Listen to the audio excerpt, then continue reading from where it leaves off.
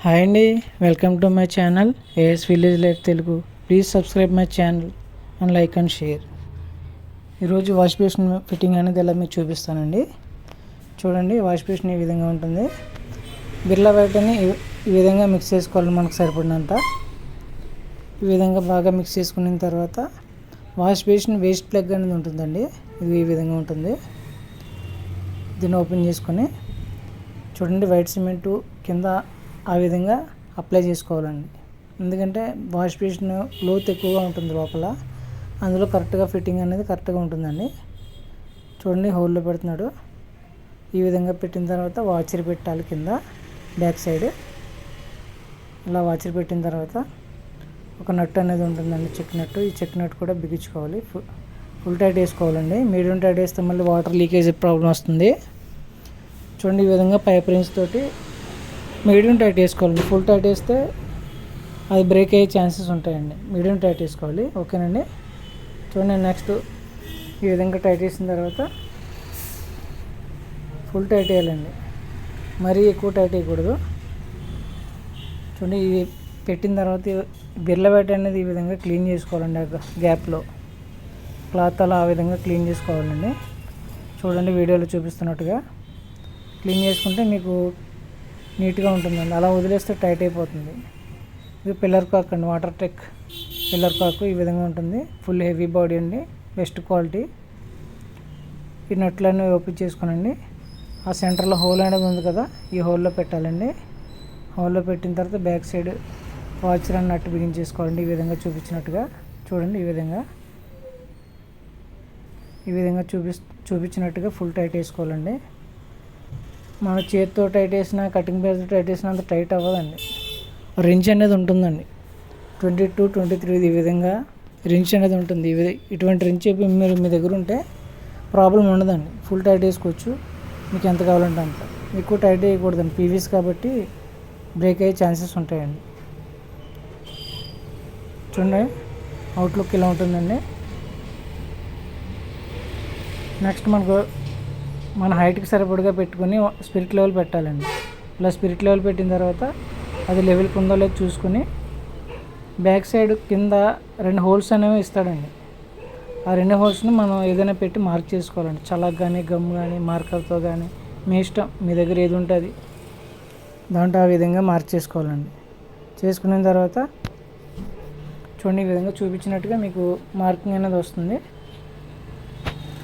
వాల్కి. అవి చూసారా, బ్లాక్ కలర్లో 2 కనిపిస్తున్నాయి కదా చుక్కల కింద, అవండి. ఈ 14mm డ్రిల్ బిట్తో ఈ విధంగా మార్కర్ మీద హోల్డ్ చేసుకోవాలండి. ఎక్కువ లోతు వేయకూడదండి. ఫ్రెషర్ అనేది లోపలికి వెళ్ళిపోతే లూజ్ అయిపోతుంది.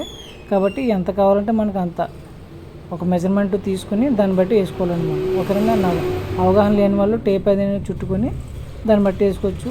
కొంచెం ఐడియా ఉన్న వాళ్ళు డైరెక్ట్ వేసుకోవచ్చు అండి. ఫిషర్ ఈ విధంగా హోల్లో కొట్టాలండి. చూడండి, ఈ విధంగా హోల్లో కొట్టిన తర్వాత ఆ నట్ అండ్ బోల్ట్స్ కూడా చిన్న రించ్ ఇస్తాడండి వాటికి. అదేంటంటే స్లిప్ అయిపోతుంది, మీకు సెట్ అవ్వదండి.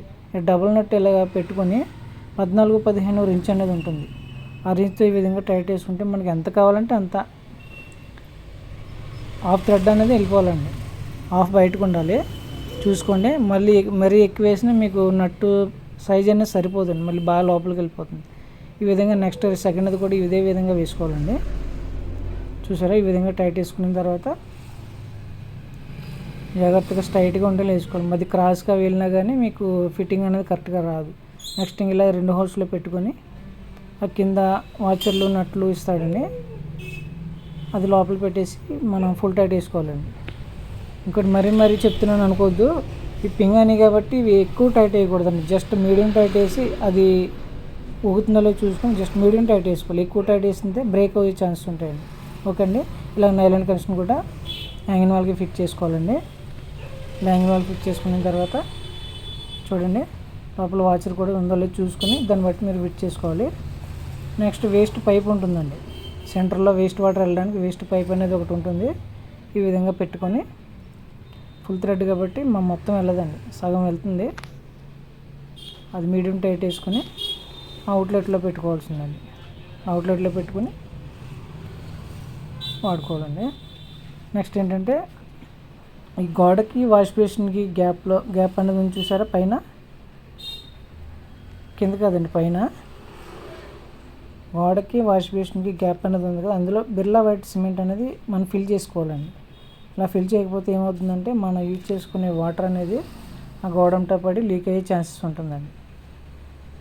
ఓకేనండి. ఈ విధంగా ఫిల్ చేసుకున్న తర్వాత కొంచెం పౌడర్ కూడా వేసుకుంటే టైట్ అవుతుందండి. మనం అలా పౌడర్ వేయకుండా క్లాత్తో క్లీన్ చేస్తే ఏమవుతుందంటే అది క్లాత్తోనే వచ్చేస్తాను మనం పెట్టింది. పౌడర్ వేస్తే టైట్ అయ్యి అది మాకు కావాల్సినంత ఉంది, మిగిలినంత క్లాత్తో వచ్చేస్తుందండి. ఈ విధంగా క్లీన్ చేసుకుంటే అవుట్లుక్ బాగుంటుంది, వర్క్ కూడా చాలా నీట్గా ఉంటుందండి. చూడండి, ఈ విధంగా క్లాత్తో క్లీన్ చేసుకోవాలి. ఓకేనండి. చూడండి, మీకు లుక్ చూపిస్తాను ఎలా ఉందో. చాలా నీట్గా ఉంటుందండి. చూసారా ఎంత నీట్గా ఉందో చూడండి. మనం ఏ విధంగా వాడినా కానీ గోడ మీద వాటర్ పడినా అది మళ్ళీ వాష్ బేసిన్ నుంచి కిందకి వెళ్ళిపోవాల్సిందేనండి. ఓకేనండి. Thank you. Please my channel subscribe చేయండి. థ్యాంక్ యూ అండి.